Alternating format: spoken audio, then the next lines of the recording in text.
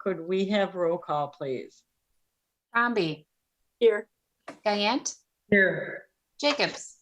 Here. Yokish. Here. McElroy. Here. Walensky. Here. Stevens. Here. Thacker. Here.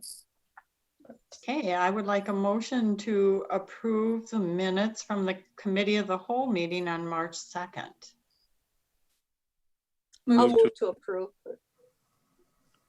Is there a second? Second. Okay, we have a motion and a second. Any comments? All those in favor, say aye. Aye. Aye. Any opposed? Okay, we'll move on to citizens' appearance and public comment. Do we have any? There is.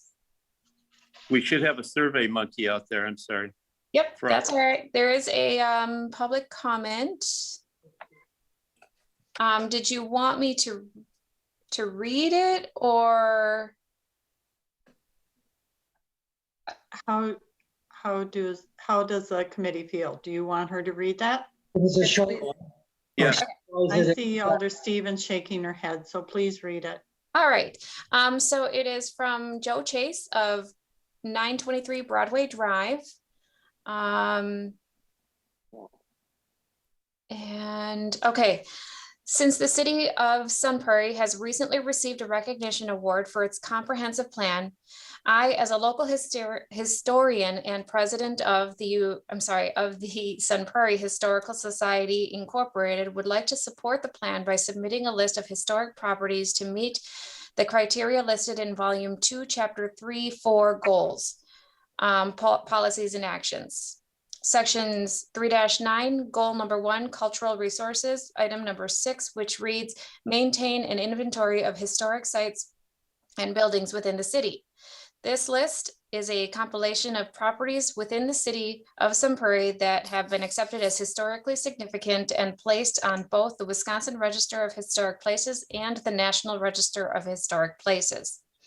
I'm submitting this list as Tier 1, and I will submit additional lists to support the additional items listed in the comprehensive plan. There's a 1, I don't see a 2. But 3, encourage the preservation of architecturally, historically, and culturally significant sites, buildings, and structures in the city and its environs. As 4, as city growth occurs at the edges, the city should be cognizant of and work to protect architecturally, culturally, and historically significant features. 5, increase public awareness of the city's cultural and historic resources. 6, maintain an inventory of historic sites and buildings within the city. I would suggest that this compiled list be reviewed and referred to the appropriate city department deemed to be responsible for pursuing this section of the comprehensive plan. I think that's it. Okay, thank you so much. Any comments regarding that? Then we will move on to Council Liaison Committee member reports. Do we have any? Alder Crombie. Thank you, Madam President. So I have a couple from the Parks, Recreation, and Forestry Commission. Last week at our meeting, we discussed safely reopening the Aquatic Center, the Family Aquatic Center. And based on the plan that staff have, such as the concession stand will be closed, there'll be no weekend rentals or groups. Advanced registration is going to be for open swim. And so basically we're committed to following the guidelines set by local, state, and national health officials to facilitate a safe reopening. And we made a decision that we will open the Aquatic Center on June 19th, and it'll go until August 21st of this year, of course. We don't know of any other municipalities that their pools aren't going to be open. So, but I believe that the plan that staff have, we can safely reopen the Aquatic Center. Another thing too is we also recommended the Wetmore Park splash pad season to be from Memorial Day to weekend, or Memorial Day weekend through Labor Day weekend. with operating hours of 11 a.m. to 8 p.m. 7 days per week. So that'll be exciting to happen later this summer.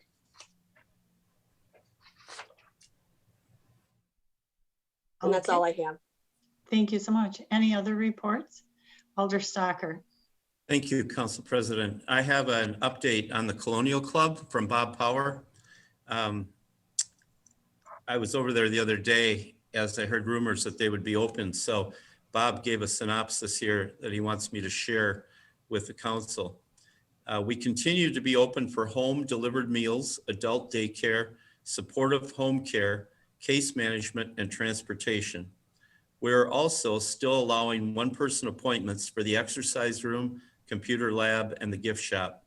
Small group exercise classes are taking place, and we have had a few 10 or less, bingo and movie events. Actually, that afternoon they had 16 coming. With the new Dane County order that went into effect yesterday, which was a couple days ago, we are in the midst of planning the reopening of the on-site congregate meal program. Because there are many new protocols the state and county are expecting meal sites to follow, it's going to take a little time and planning to make this happen. We plan to do a test run with our senior advisory council next Wednesday, which would be tomorrow. We'll see how that goes, and then we'll do another practice run with residents from the Colonial View the following week. We hope that on or around April 1st, the dining site will be reopened. We are also planning for an all outdoor Strawberry Fest on Saturday, June 19th. It will be hybrid of the regular no COVID fest and last year's drive-through only event. We are planning for vendors across the street in the park, have music, food, and entertainment on the front lawn. We're not going to do run walks as we are not sure what the numbers will be by June. Numbers he was referring to COVID numbers, I believe. Right now, the outside limit is at 500 people, but again, who knows what that may look like by then. If for some unfortunate reason we'll have to pull back and reduce what we're doing, we figured it would be easier to do so without the runner and walkers in the equation. We have been taking temperatures of guests who come in for appointments, and we're going to stop doing that starting Monday, which was this past Monday, March 15th. We still won't be officially open on the 15th, but people will be able to come in for their appointments and classes without having to ring the bell and check in. We will be seeing an increase in service delivery in the with the case managers, seeing 160 clients in February compared to 95 in February of 2020. Gene has added 5 new home delivered meal clients each week for the past 3 weeks, and we have 2 visits scheduled for adult daycare participants and 5 more waiting to schedule their visits. Finally, as he said, as I saw yesterday when I stopped by, we have a base of the concrete removed last week and replaced with cement to make a new small patio area. It will work out great as a day where clients could be wheeled right out the front door onto the patio area, enjoy the sun and enjoy the sunshine and weather. Jen from the museum did come by and looked at the tiles which were taken out and made, that's what went in as the patio, took measurements and photos and is working on creating space to house those titles. That's the end. Okay, excuse me, thank you. Are there any, Alder McElroy? Thank you, Madam President. I have a report from the museum board, and I don't see the museum board under council liaisons. Do you want me to give it now, or would you prefer that I wait until announcements? Is it a long report or a short? Fairly short. If you can make it short, why don't you go now? Okay, thank you. During the past decade, the Wisconsin Historical Society has opened their affiliation program to government entities. So we are now eligible to officially join. There is no initial fee or ongoing dues to affiliate, and the Society's only requirements of affiliates are to open their programs to the public and submit an annual report. With Wisconsin Historical Society affiliation comes many benefits, including access to many grants that support collections care, listing in the Society's directory and other marketing tools. free consultation with society experts, as well as access to the Society's Speakers Bureau and traveling exhibits. Originally, we thought we needed council approval in order to join the Wisconsin Historical Society, but according to Attorney Leonard, we don't. So I'm giving this report. Okay, thank you. You're welcome. Next is unfinished business, and we have done. Then following is new business, consideration, discussion, and possible action on authorizing the submission of a Wisconsin DHS vaccination community outreach program grant. Who's speaking to that? It's like Kristen is getting ready, Madam President. Okay. Thank you. So, and also with me here is Winona Brewster, who ironically is also the Friends of the Neighborhood Navigators board president. And she's been helping with some of the grant writing process. So just to give a brief overview, the Neighborhood Navigators program would like to apply for this DHS grant. They're accepting applications. They're due this Friday for projects up to $100,000. And basically the goal is to reduce barriers for individuals to receive the COVID-19 vaccination, and then also just promote education around it, because we know just historically there is some mistrust with just institutions in general, but even in the medical community with some of our underserved populations. And so when we realized this grant was available, we thought, well, the Navigators would be a great fit to get involved with this work, since they already have really great solid relationships with residents in Rolling Prairie, Vandenberg Heights, and the Element. So we really just want to build off the work that they're doing, and would really utilize the template that we've already built with community engagement events this summer. And with COVID restrictions loosening up, we can feel like we can safely do this with social distancing and smaller group numbers. And so really we would just offer the goal. Basically what we're trying to do is offer 18 community engagement events throughout the summer. And then part of those events would have a COVID-19 information session with our community partners, involving folks at public health, individuals within our community that are recognized as leaders who've already received the vaccine and sharing their experience. And we've briefly chatted with EMS about this. So we're really asking for about we're asking for $76,650 primarily for wages and event supplies. Everything is fully reimbursable. Even the Navigators time that is allocated towards this project wouldn't come out of the Navigators budget, it would come out of this grant. So we're just looking for authorization to go ahead and apply for the grant. Okay. Do we have a motion from someone? Alder Crombie. I actually have some questions in regards to this. Okay. I think it's great that we're making an effort to reach out to underserved areas to educate them. To me, it's all about education and marketing. But when I read this, I just have a few questions. How does the DHS determine tier 1 and tier 2 classifications?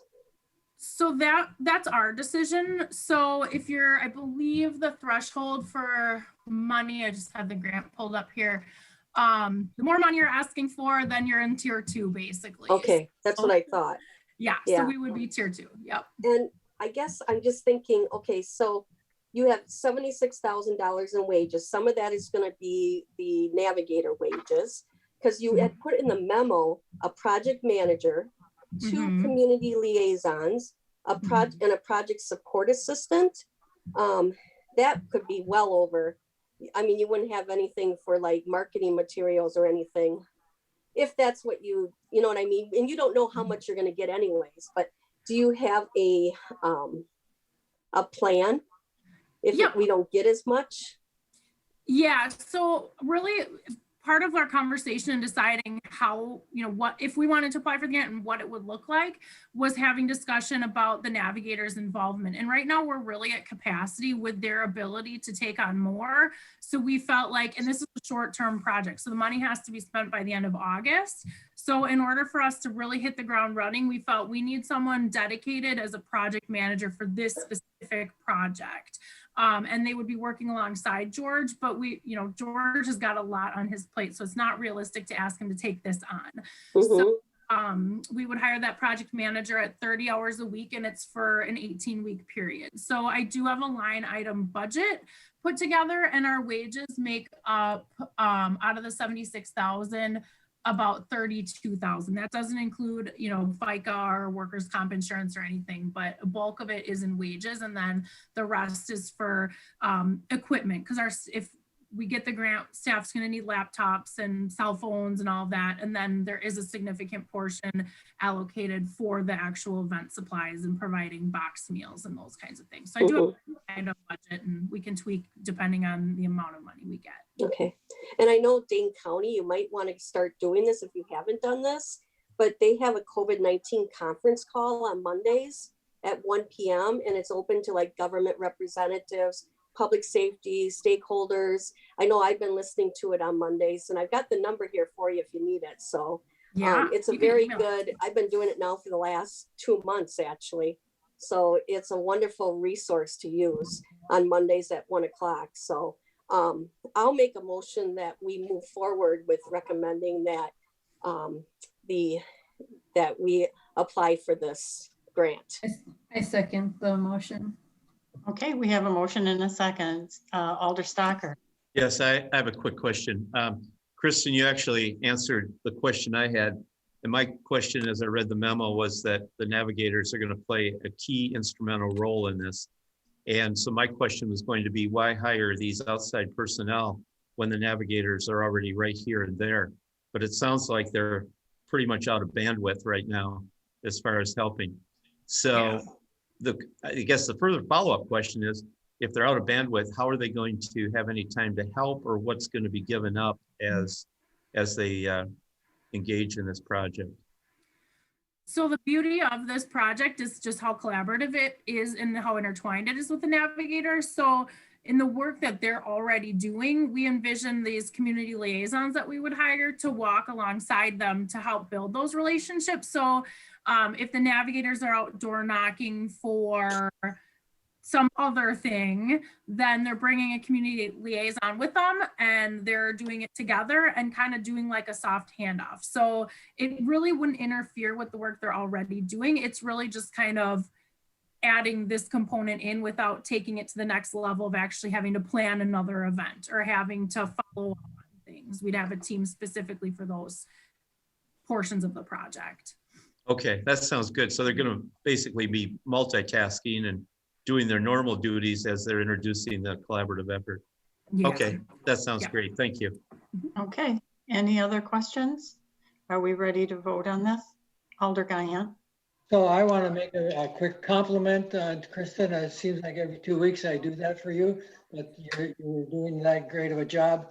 The populations you have in mind here are some of the most difficult to reach and gain trust. This is stellar. And so you can use this recording in your annual job evaluation if you like, to make a note of it. So thank you very much. Okay, Alder Stocker. One just follow-up comment. Kristen, are you going to establish some kind of baseline as far as, I would like to see how this program paid off. I would like to know how many weren't getting, let's say, the vaccine, and then how many did. So we could establish that baseline. I'd appreciate it. Yeah, that's actually one of our goals for measurements is we're going to have a pre and a post information session survey. And so we want to gauge people's knowledge about the vaccine, if they intend on getting the vaccine, what barriers they have to getting it. And they fill the exact same survey out after they sit through the information session. And then the beauty of it, well, we're not really going to know if people actually get the vaccine. That's the hard part, is we can't really follow up on that. In some cases we will know, but we can at least follow up on intent. And then really the connection piece. So the project team is going to kind of take care of this whole education and helping reduce barriers. But then the role of the Navigator is then if there's someone that truly does have a transportation issue or doesn't know where to go to get the vaccine, that's kind of the role of the Navigator anyways. So we can track those contacts that come in if we have to give someone a gas card to get to their appointment or help someone make a phone call. We can track those types of things. Okay, thank you very much. Okay, are we ready to vote? Okay, please call the roll. Crombie, Aye. Guyant, Aye. Jacobs, Aye. Yogesh, Aye. McElroy, Aye. Walensky, Aye. Stevens, Aye. Stocker. Aye. The motion passes. Thank you. So move on to item B. Consideration, discussion, and possible action regarding the 2021 to 2030 10-year capital improvement plan and the 2022 to 2026 5-year financial management plan. And who is handling this?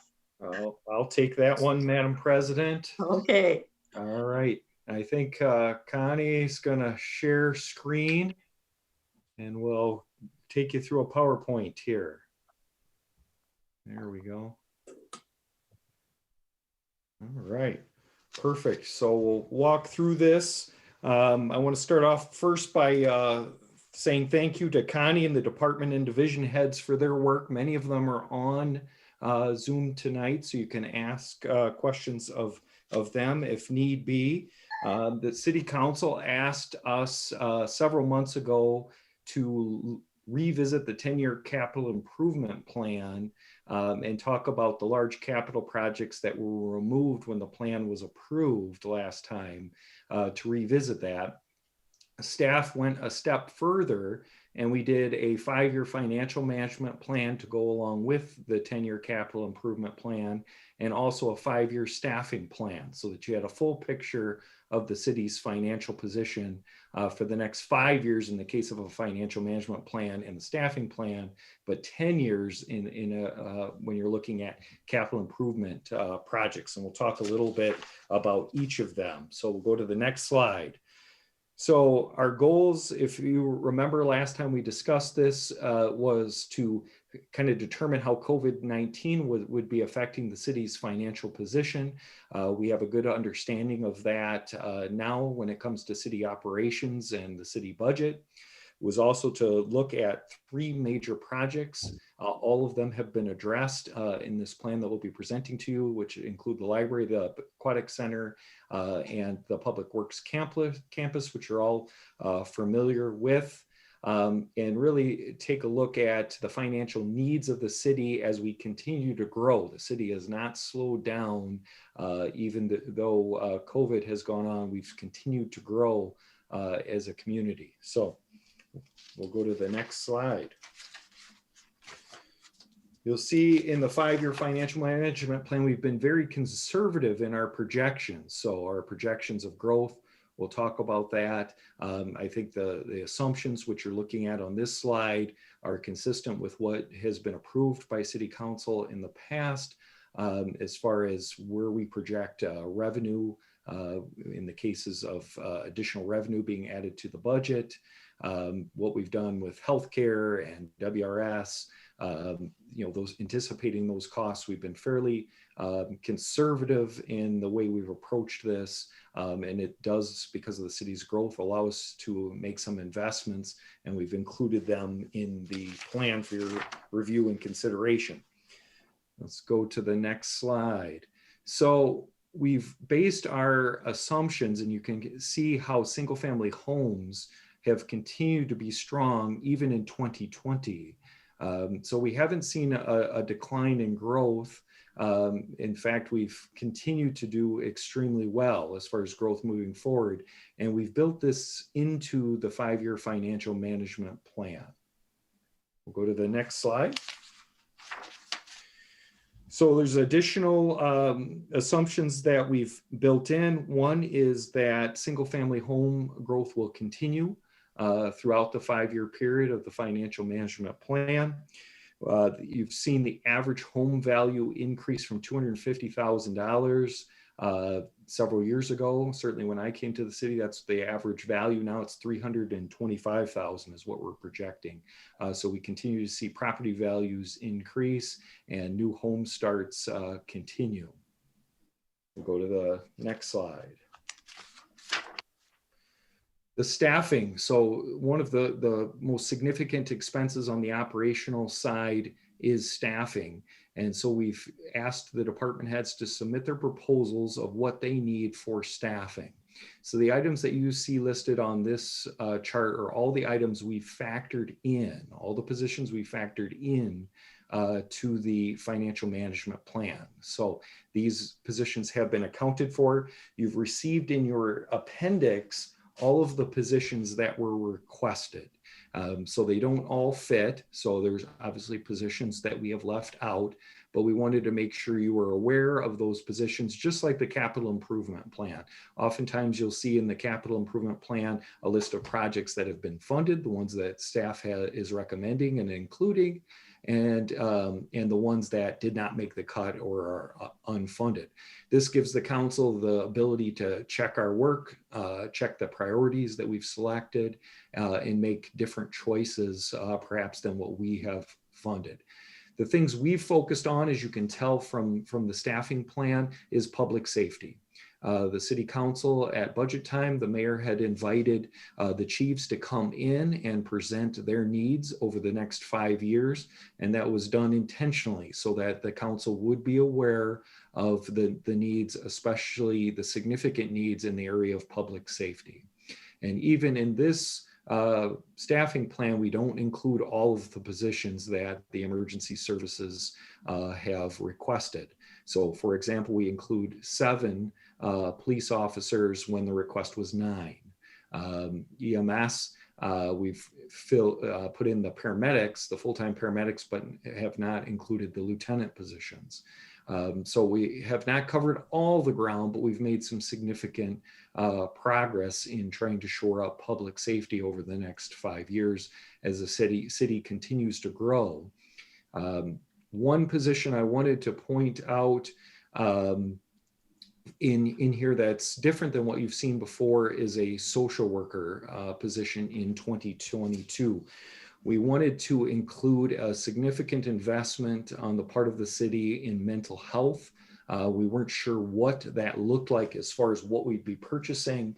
And we've seen another community actually that's already posted this position for a social worker. And we looked at the job description, looked at the analysis that they did, and we thought it would be a good fit to add in for the city. And so we can talk about that a little bit more, but I wanted to call that one out specifically. In addition, there is a full-time code enforcement person, which there's been some discussion at the city council level as well as in meetings that we need to be more proactive in our code enforcement. So that's been included as well. So we think we've found a good mix of positions that will help the city manage the growth moving forward, including several positions in public works. We'll go to the next slide. So now we're moving from operations to our overall capital improvement plan. So this is where you wanted us to focus and place, try to place, if we could, the large scale projects into the plan. So let's start first with the library because it's the first one up. This is consistent with what the library board approved as far as the overall dollar amount and the placement, the year that they wanted it to be. So it does fit financially for the city. So we have included it. There's a lot of discussion about how do we make the decision around the library, and here's how we looked at it from a staff perspective. One is there's significant renovations that you can objectively see that need to be made at the library. Number one is the parking lot. When you pull up, you can see that the parking lot is at the end of its useful life. Number two, the roof. Obviously we've had situations where the library, they've had to tarp the books because the roof is leaking. Even had to test for mold at times to make sure that we don't have a mold issue within the building. HVAC, ADA enhancements, things that we know need to be made to the library. Those improvements have been and enhancements have been estimated at $4 million to bring the library back to a suitable condition. if you're going to open the library up and make those renovations, from a staff perspective, we saw that the expansion should be part of that overall project. You're disrupting the flow of the library, the users of the library. We're likely will need an expansion sometime in this 10-year period. We should combine them and do them at the same time versus doing a roof, then ripping part of the roof off to expand the building. Same thing with the parking lot, same thing with the HVAC. So that's why we included the library as the first project. So there's a lot of discussion about the county, and they will likely penalize us if we don't expand the library. That's a little more nebulous. I guess we looked at it in the sense of, and it's nebulous in the sense of, well, how much do we need to expand, and when will the county penalize us? Those are open questions. Those are hard to predict, but we do know that the renovations need to occur soon, and that it likely makes sense to include it all in one project versus doing it in two separate projects. So that's why it's in 2024. 2025 is the next large project of having the bathhouse. For those that have been down to the aquatic center and seen the bathhouse, rustic would be a complement to the facility. It's obviously well beyond its use. It doesn't meet the current needs, and should be looked at within the 10-year period, and we have the ability to do that in 2025 financially. Later down the road, you see public works at 2029 and 2030. And if I'm in your position, I'm saying, could we wait that long? We think there's the ability to move that project forward if the city council would like to. The reason why we've pushed it back somewhat is we're somewhat unsure of where public works would go. Are we going to be looking at an existing building? Although we saw in previous discussions how difficult that will be. Are we looking at purchasing property? Is Bailey Road a suitable site? So there's a lot of unanswered questions. And so we kind of pushed it back in order to deal with some of those unresolved questions. It could be moved up as close as 2026, 2027, if we felt that it needed to move up quicker. An additional project that you don't see on here that did come up last time we discussed this was the third fire station. And our belief at this time is that there needs to be a greater analysis done of the need of that station. Maybe a consultant brought in to really evaluate that, and then determine whether, we need to move forward with it. Either way, it's likely to be at the end of the 10-year period, where it gets a little more, hazy as to, where it would fit and what timeline. But we believe the city will have capacity to address that if we need to move forward with a third station. So that's kind of our reasoning, and we wanted you to have that reasoning as you consider the projects moving forward. It will keep moving forward. So can I ask yeah. So I'm glad you explained why Public Works appears so much later than where I thought the council had indicated earlier. But if that's going to happen, I wanted to mention now that something needs to be done to reduce the density of vehicles in that Public Works building before then. Someone's going to get run over. Someone's going to get hurt in that building. It's amazing it hasn't happened. So if it's going to wait that long, then somebody's got to really consider where you can move some of those vehicles so they're not so crowded and so dangerous. So thank you. Yep, that's a good point, Alder Guyant. We have left room in the plan for modifications to both the Public Services building, the existing one, and the Parks building at Sheehan Park. And so we do have the ability to separate out equipment and make accommodations for our staff to be able to wait on this particular project till that second half of the CIP. Thank you. Yep. All right, we'll move forward. Talk a little bit about some of the forecasting that we have done here. So you can see, even though we do have, tax increases built into the plan, you can see the overall effect, and that would be a city tax on the average home. So that's consistent, pretty close to what the council has approved in previous budgets. So even though we're making investments in staffing and investments in capital type projects, we've tried to keep the projected tax increases in line with what the city council has approved in the past. Now, what's very important about this slide is you look at the general fund revenue excess shortfall at the bottom, that highlighted area. You can see in 2025 and 2026, we leave a lot of space there. That's all unallocated revenue. So what that does is either allows the city council to lower the tax increases that we've projected in there, or to focus on other priorities that we haven't addressed. An example of that would be transit. We know we're looking at a BRT and circulator route that would come online in those later portions of the 5-year plan. We've left some room in there for those types of initiatives, and maybe things that we don't even know about that'll come up this evening that city council may say they'd like to pursue. The room, as you can kind of see, is more towards the latter part of the projection versus on the front end.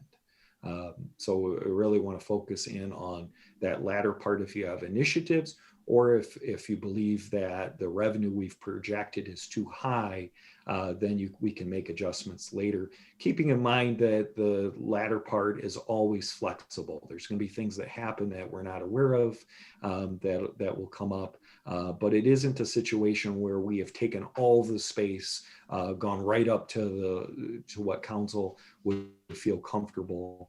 And so we wanted you to be aware of that. We'll go to the next slide.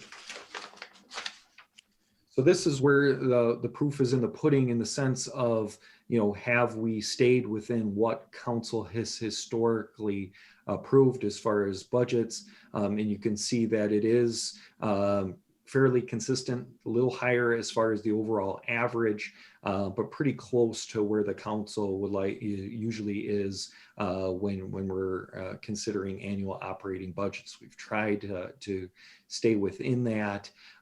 Obviously, there's an effect on that. There's capital improvement projects that may not be included in the CIP, and there's staffing certainly that was requested by departments that didn't make it into the overall staffing plan. So that is the ultimate effect of putting the revenue increases where we did. So there is an impact there. So if you're wondering why a position didn't make it, there's only so much space in the plan as far as allowing for staff growth. Go to the next slide, please. All right. So the tax base, now we're really looking at our assumptions and trying to show you what we did here. So where this plan is conservative is that when you look at 2022 on, you can see that we're estimating the growth below where we have been historically as far as growth. So we're basing the plan almost entirely on residential growth moving forward. That means if a commercial project happens in 2023, we haven't anticipated it. That's just extra that comes in. If a large multifamily project comes in 2023, we have not projected that into the plan. That is extra.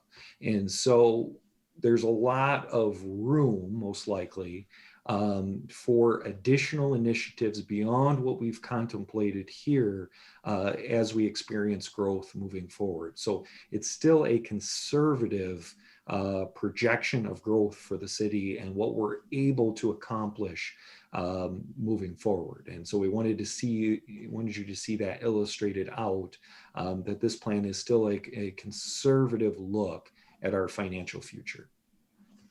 We'll go to the next slide. Levy limits. So this is something you obviously are very interested in. We believe in the 5-year financial management plan, we will not hit levy limits during the 5-year plan, meaning the city council will control throughout the process, as long as we stick to this plan or less, that we will not hit levy limits within the 5-year period. So the levy or taxes levy for the community is within the city council's hands for the next 5 years. Beyond that, we'll have to look at growth and kind of see when we hit levy limits. At that point, then it's out of your control, and state statute sets what the levy amount can be increased. We'll go to the next slide. The next element, which you're very familiar with because you've dealt with it many times, is expenditure restraint. So the other element of this is we are allowed to spend more, but if we exceed a certain percentage, then we will break expenditure restraint, which we've talked about doing, and we do lose, we pay a penalty, we do lose the grant if we do that.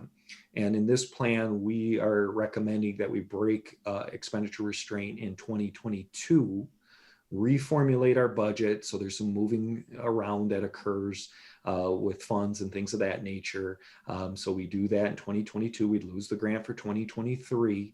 That has no effect on operating budgets. So that's entirely outside of the operating budget. But then we make expenditure restraint and get the grant for the remainder of the period. So we're not able to accomplish the plan that we've laid out and make the expenditure restraint program for the 2022 budget. So we would need to break it and then reposition the city's funds so that we can make it moving forward.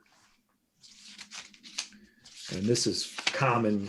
Municipalities do break expenditure restraint. It's a necessary step at times. Residential refuse and recycling program, that is part of the tax rate that's charged. It's a separate charge, but it's part of the tax bill. Right now we are seeking proposals for that service, and those proposals will be back March 22nd to us. So right now we don't have enough information to propose a change as far as the fees go. So I wanted you to be aware of that. Healthcare is always a big item, and it's big for cost to continue. Cost to continue, of course, is in the plan. We've built the models to account for that. Wanted to call out healthcare in particular because it's a large expense. Right now, we're incurring about 8% a year annual increases. To put that into dollars, each percent is around $25,000. So 8% is fairly substantial. That's why we've looked at plan design changes, which we've highlighted here. So there's things that we have done to try to control costs. The other is the clinic, which we just had a presentation on the clinic. That is, something that is innovative, and we're trying to do with the school district to try to bring down healthcare costs, as well as talk about, wellness and employer of choice and things of that nature. So wanted you to be aware of the 8%. Now, we have not budgeted 8% increases throughout the 5-year plan, which is why I wanted to bring this up. We don't feel 8% is sustainable for the city council to approve within the city's budget. That needs to come down. That requires, if we stay at 8%, shifting of costs to employees. So we wanted you to be aware of that we have not budgeted 8% across the 5 years. We've reduced that. You have the financial wherewithal to do it, the 8% across the board, but we don't think that is a sustainable model, that we may need to look at plan design changes or premium sharing in order to bring down costs. So wanted you to be aware of that. We'll move forward. Affordable housing, obviously that was in the strategic plan. There's some TIF closures that are going to be coming up in this period that we're looking at, and we are anticipating that we hold all the TIFs that would be potentially closed during this period open, so that that remaining year, that additional year, can go to support the housing fund. Wanted you to be aware of that we are planning for that, and these are the amounts that we are projecting would be generated for the housing fund. So Wanted you to know that that's built into the plan as well. Next slide is transit. So we're currently having discussions with Madison Metro. In fact, Philip and I were in a meeting today with representatives from Madison Metro about BRT service and a potential circulator route. Those discussions are ongoing, and as of right now, we don't have a full understanding of those costs. And as I mentioned previously, 2005 and 2006 has room if we are to incur additional costs for transit service. We'll go to the next slide. CIP modifications. There was discussion last time about debt and capping the debt at 5.5 million. That's what we did with the last CIP. We had a cap there. The concern was if the city was going to be impacted through COVID, that we didn't want debt crowding out operating expenditures. We know now that the city is in good financial shape, and those buckets may need to be revisited and likely will be revisited when we present the full CIP to you in June. So we have not adjusted those buckets in the plan.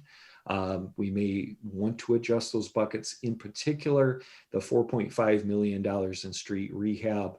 That number should probably be larger than that.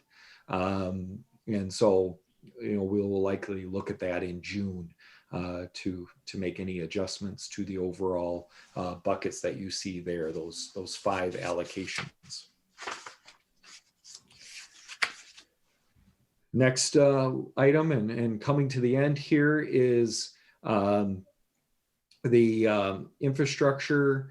So we talked about that a little bit, and I think we'll go to the next one. And next one, I think we covered that one. And then finally, COVID relief bill. So this is the one I was looking for. We're still trying to sort out the city through the stimulus bill that was just signed into law at the federal level. We're still trying to sort out the guidelines and requirements around that. Once we have a good understanding of that, we'll bring forward some recommendations to City Council for your review. So we have not incorporated any of those dollars into the overall plan. So the bill itself has restrictions on the use of the funds. We believe Treasury may put out additional guidelines around the use of these dollars. And so we want to make sure we have a full understanding of all of that before we make any proposals to council regarding the use of these overall dollars. We'll go forward. I think we're good on expenditure restraint, COVID relief, and the end. So special thank you to all the department heads. So wanted to see if there's any questions on the part of council. A lot of information here. Hopefully this gave you a good picture of where we are. Okay, Alder Stocker. Thank you, Council President. Again, Aaron, excuse me, I echo that. A lot of work went into this, and very appreciative of laying this picture out. It's very astute of everyone to get together and agreeing to this. One of the last slides you had was the $6 million, and it noted in there wastewater and such. Can any of that be used toward our wastewater upgrade? We have already borrowed, or are in the process of borrowing, the funds for the current wastewater projects. Now there is a future additional projects beyond the projects that we're currently undertaking that we could potentially use those dollars for that. We want to better understand, how that would work. There may be other things that the City Council wants to pursue. We're still trying to sort it out, but our understanding is that we may be able to provide aid to residents utilizing those dollars. There's things that you're certainly aware of that we've done in the past: rent assistance, utility assistance, other types of assistance that we may want to provide. So we want to look at it in total and then kind of, discuss that with you as to how those dollars could be utilized. But wastewater is listed as a potential capital project. Okay, and what about this, the interceptor that's going in through my district? Can any of it be used in that? My understanding, we're using cash for that, so that may be something we have to look at as we're already in the process of doing the project. So those are things we'd want to understand is, you're reimbursing ourselves for a project. Is that something that would be permissible under this? Those would be things we'd want to look at and make sure we have a good understanding. Okay, and the last question I have, or two questions actually, they relate to each other. When we break restraint, what is that as far as the loss to the city? So the latest. Yeah, so it's based on a formula, but it's around 550,000 that we use for one-time expenditures. So we knew that we'd be breaking expenditure restraint, that it was going to be difficult to stay within that. We've broken it in the past. And so we rightly, the city council authorized us to move expenditure restraint dollars out of the operating budget and to put it in capital projects. That allows us to use it for one-time project costs. So for example, the police department's body cameras need to be replaced. So that's about a $50,000 item. We can take it out of those expenditure restraint dollars. If we hadn't have done that, then you have a $550,000 hole in the operating budget that you have to fill in some way. So that's some kind of expenditure reductions or tax increase to make up for that amount. So we unfortunately don't get the benefit of the $550,000 in one-time expenditures, but we don't have an operating deficit. Okay, and the last question, somewhat related to that. So in 23, a possibility is helping to fund the electric buses. I think it was like 720,000. Is that already in the CIP, or is that, it said unfunded on, I think on the, right. So it's not in the CIP right now? It's not, that's correct. We have not come, since the first meeting was today, since the city council authorized us to begin negotiating with Madison Metro, we have not come to terms yet as far as what would the city be responsible for. So you're right, there was a suggestion at one point that the city should help with additional buses for the BRT, but that is not something that the city has obligated itself to. Okay, the only reason I bring that up is the two kind of in tandem. If we're already taking a hit for 550,000, and then we have to help support something that's unfunded at 720,000, it's going to be a hard sell, I think. Well, I'm not sure, Alder Stocker. I think the 550, although could have been used for buses, that wasn't a certainty, right? Mm-hmm. It could have been used for whatever the city council would like to use it for. Obviously, we have the ability to capitalize a bus. A bus has a 12-year life. So we could borrow for the bus if we decided to do that. And then obviously pay the debt service over the 10 years. So the two aren't intertwined unless the council wanted them to be. Unless you viewed it that way, you certainly could. But the city, even if we lost expenditure restraint funds, the city still has the ability to fund the buses if the city council would like. Okay, thank you very much. Mm-hmm. Are there any other questions? Alder Yokesh. I just wanted to say my compliments to everybody that worked so hard, I'm sure, on this this plan here. I'm very excited to see that we're able to fund these important large capital projects and still keep the property tax increases to 3%, which certainly is much better than I would have guessed you'd be able to do. It seems pretty amazing to me that you're able to put this all together. Am I correct then that we would vote on this in June? Is that what I understood? There's lots of parts, Alder Yokish here. So with what's before you this evening, city staff is not asking the city council to approve 5 years worth of budgets here this evening or 10 years worth of capital projects. So there's no approvals necessary. However, we would use this, staff would, as a guide moving throughout the process, similar to a plan. It's important, even if it's not ultimately approved. Now, there is going to be interest, and you've received correspondence, I believe, from the library that would like to know where the city council is in relation to the library, because there's a lead up, right? There's a fundraising component ultimately to it.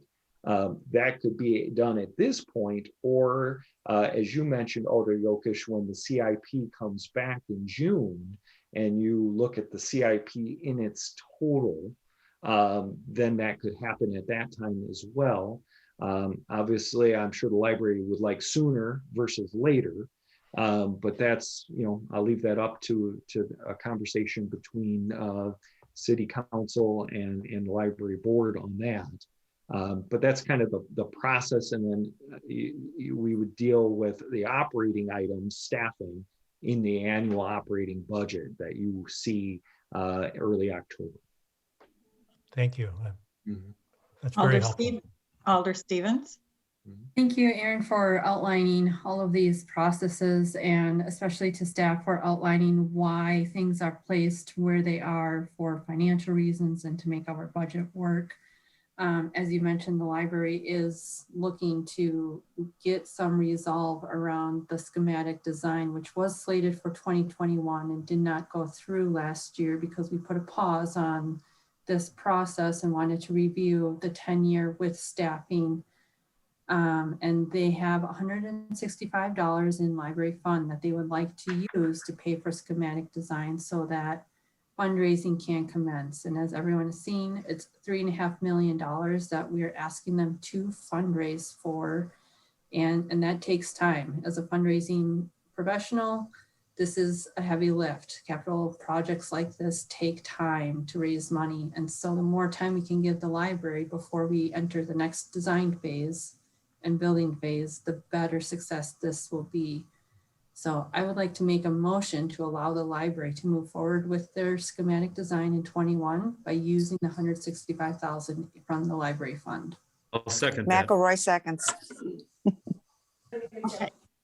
So we have a motion and a second. Any conversation before we call the roll? Alder Guyant. So I'm going to support this motion because I'm reluctantly convinced, I'm hesitant, but I'm reluctantly convinced that the Public Works building can be moved back if you can make that current building safe. Very reluctantly.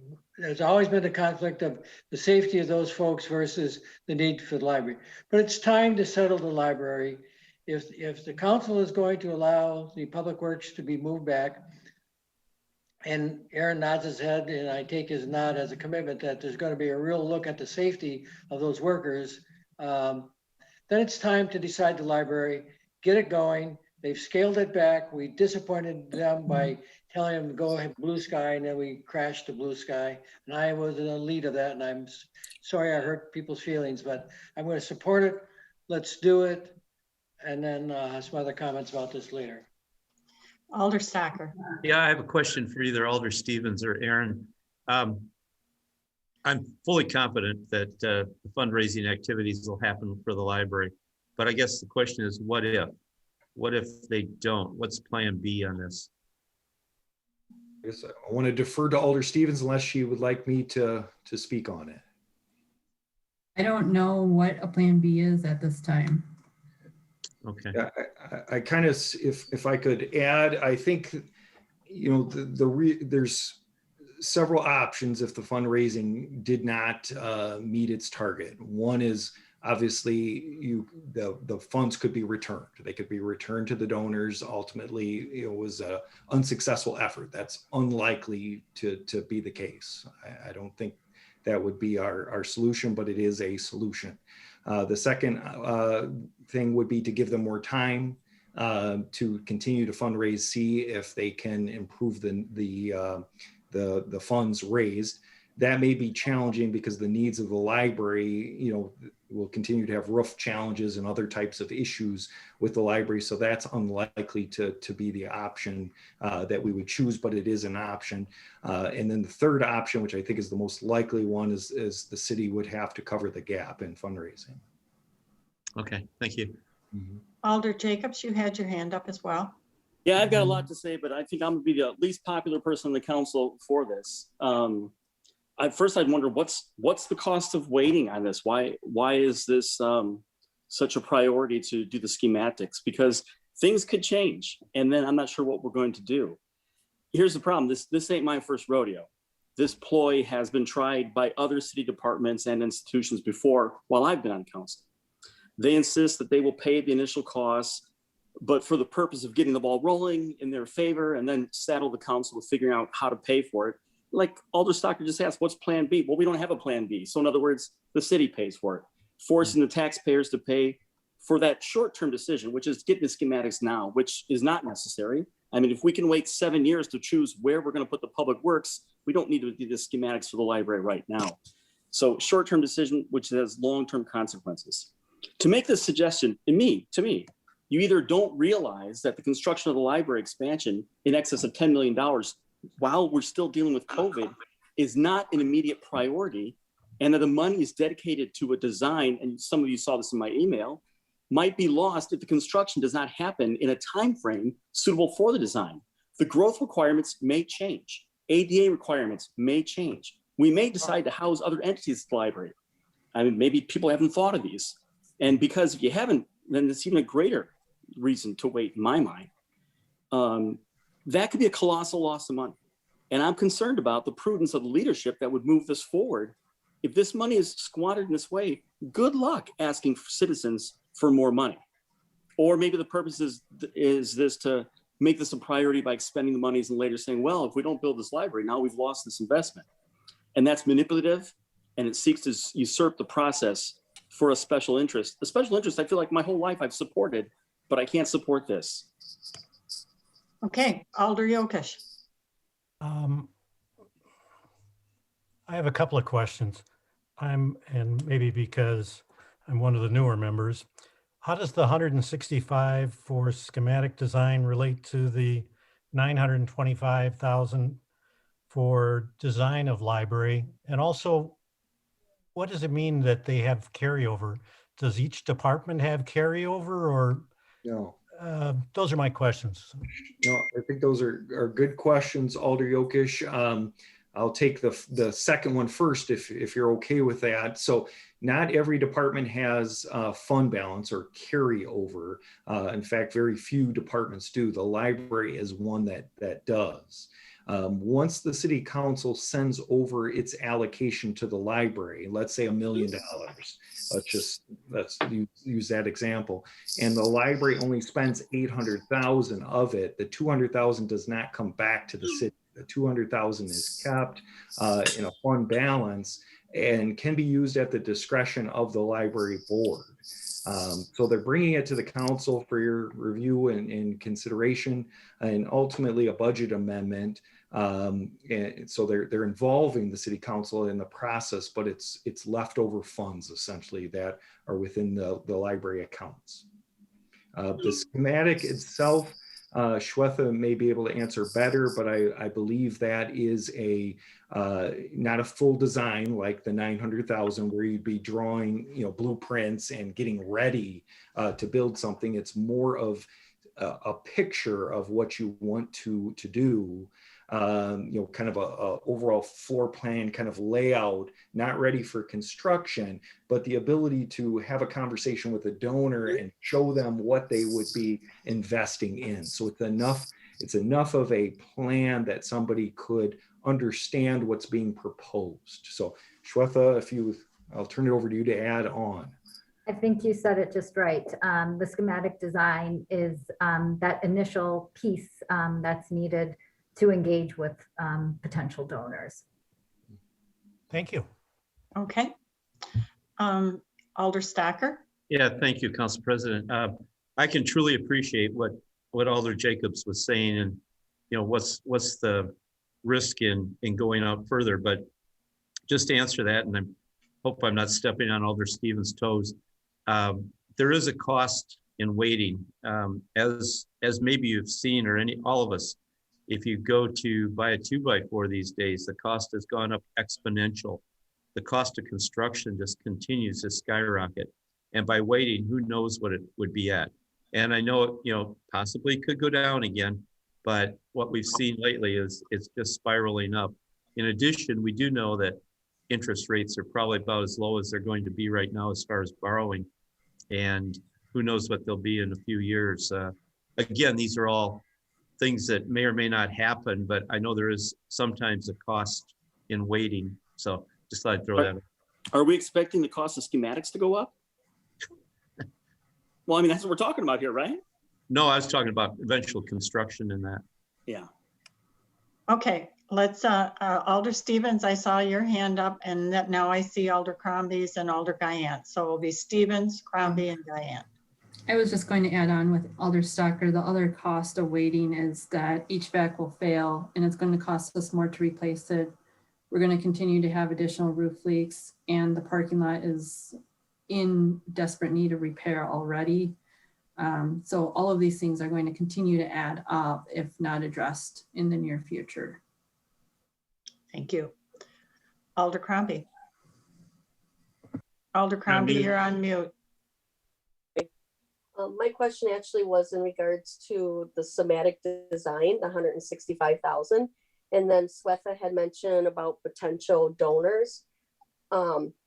How confident are you that you're going to be able to fundraise $3.5 million estimated?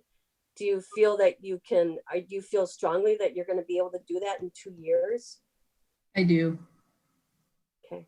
I believe it's a full 2 years. Yes, I feel that if we're going to push this off to 22 and still be expected to stay on our CIP budget, I don't know that we would be able to, but the drawings really do help in that. And is that going to help having those potential donors then with this 165,000 to increase fundraising? They want to be able to see the space. They want to understand with fundraising, you have naming potential opportunities. If a donor gives $100,000 or $200,000, whatever those limits are, then the children's room might be a family name or a company name. Different sections. If they can visualize where it is in the building, then they're more likely to give at that higher level. And that's what we really need, is larger donors to be able to help carry this project. We of course want the entire community involved. No amount is too small. Right. But again, even the community is going to want to see, well, what's changing and how do I fit into that? Okay, and who did I have after Stevens? Alder Guyant? Yeah. Okay. Yes, So Steve's comment unnerved my commitment here. I still want to hold it, but and I don't know if Adam is actually there. I see his X on the screen. I need somebody who knows construction to say, can you design a schematic that says, if we get 3.5 million, we have this amount of construction. If we get 2.5 million, we don't do this room or we don't do that, so that the schematic can project 2 or 3 levels of expansion and improvement based on the actual fundraising, or scale it back if you don't reach that. Is that doable in, I'm way out of my league here. I'm not even in the league, but I need some reassurance that this is adjustable by fundraising. Otherwise, I'm going to flip back to say no. No pressure. Yeah, so that's an unusual approach, but it's not impossible. Usually schematics at a pretty high level, a piles, the program of the building, what's going to be in the space, what it looks like, but it's not so detailed that you can provide, kind of a dollars and cents cost estimate. So I think, with the right architect, you certainly could, provide a schematic design that was scalable or had multiple options. So I will ask the good faith of Sveta and staff that they have a schematic that says if we get a lot of extra money, let's say if I were designing a house, I'd love a 4-car garage now. I thought a 3-car garage was great, but now I need a 4-car. But if I don't get enough money, I cut back to a 3-car garage. If they could take that approach with the schematic and say, look, architect or whoever you are, if we get this amount of money, this is what we add, and we can scale back. I will, if I hear some affirmation on it, I can stick with my yes vote. I need somebody's good faith on that. Alder McElroy. Thank you, Madam President. 22 years ago, when this current library was built, a design was presented to donors. You can't really kick off a capital campaign without the design. People need to know what they're giving to. We raised the money that was required 22 years ago. I don't see any reason why we won't raise the money that's required this time, but you need to have a design. Thank you. Okay. Any other comments? If not, I'm going to move on to report of the council president, which I have done. Don't we vote? There's a motion on the floor. Oh, I apologize. Okay, could you please read the motion that's on the floor?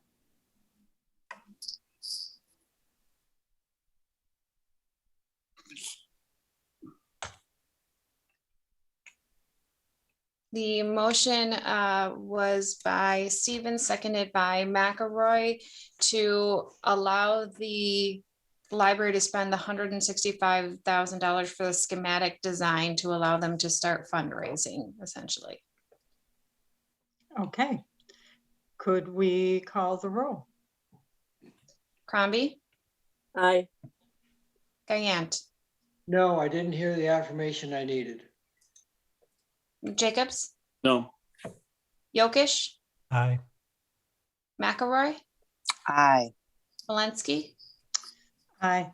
Stevens?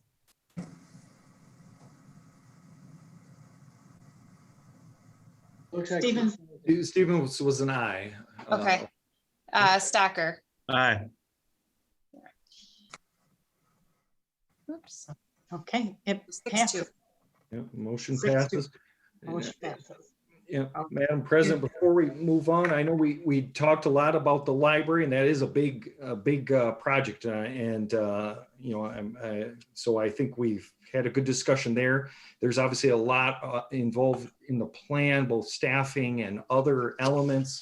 I just wanted to make sure that the council had the opportunity to weigh in on any of the other elements of the plan that you wish to do so. So we're happy to receive guidance on any part of the plans presented. Okay. Alder Guyane. So I promised I wasn't going to be a lame duck when I announced my last term. I walk like a duck, but I'm not a lame duck. I want to offer some guidance to you. Very good. I may still show up from time to time. So first of all, I appreciate all the hard work, and I'm hearing you say that you can do all these positions and that construction, and it's average 3% on the average home. That's what I hear. And I want to urge council to say 3% on the average home is too much to plan for. If you plan on an average 3% increase on the average house, things will build up, people will make commitments, and you'll be looking at 4 and 5%. So you need to think about during the year, scale that back to 2% and see what it looks like, because you're going to be forced to do 4%, I predict. I finally figured out a good ratio that I hope you will use in the future when you're cheering about new employees and new residents coming and how much tax base that's going to bring. we have, I'm going to say we have roughly $105 million city budget. It's not exactly that, but I want that number for, we divide 35,000 into 105 million, 35,000 residents to 105 million. You get an average cost of $3,000 per city resident if my calculator worked correctly. So every time we get 100 new people coming here to work and live here, that is not all gravy. That's not all net. You got to figure that that's going to be a $3,000 increase in the long term. And so somehow there's got to figure out what's the net gain so you don't spend too much. The other thing on public safety and EMS and fire, when you start counting how many more you need, fire is going to tell you how many more calls they're getting, and they are. EMS is going to tell you that there's parts of the city that it takes 4 minutes to get to, and they need new positions. What doesn't show up is that fire is getting there before EMS, and they've got basic EMT training for some of them. So you need to look at what is the overall public safety need there. Public safety committee should look at that as opposed to say, we need more fire, we need more EMS, not recognizing that many times they're getting to the same site and rendering the same aid in some cases. I hope the council will not go along with reducing healthcare or making staff people pay more for healthcare or taking away options. I think you should cut elsewhere. And if we have 8% increase for healthcare, then we have it. And then don't build something else. Don't spend some money someplace else. You know, let some chairs sit longer, let some roof sit longer, let some carpet sit longer. Wages in healthcare, keep the top staff that we have. Nothing gets done in the city without that top staff. And I urge you to say, no, we're going to protect healthcare right next to protecting wages. And I realize, you know, staff is trying to do the best they can. And I'm saying, don't cut healthcare, cut something else. And that's pretty much it for tonight. Thank you. Thank you, Alder Guyan. Are we through with our discussion? Would someone like to? Then I'm moving on to report of the council president, and I have nothing. Report of the city administrator. Nothing to report, Madam President. Report of the mayor. The mayor has nothing to report, Mary. Thank you. Do we have any referrals? Alder Stocker. Yeah, thank you, Council President. I would like to make a referral. At the beginning of this meeting, Elena wrote, excuse me, Elena read Joe Chase's Survey Monkey. I would like to make a referral to send that on to, I would assume, the Plan Commission, and as a baseline for the comp plan section that deals with our list of historic properties on the registry, both state and federal. I'd like to add that to the comp plan as a baseline. Okay. Do you have that, Elena? Yeah. Okay, okay, thank you. Is that it then? Then I would like a motion for adjournment. Move to adjourn. Second. All those in favor say aye. Bye. Aye. We are adjourned. Thank you.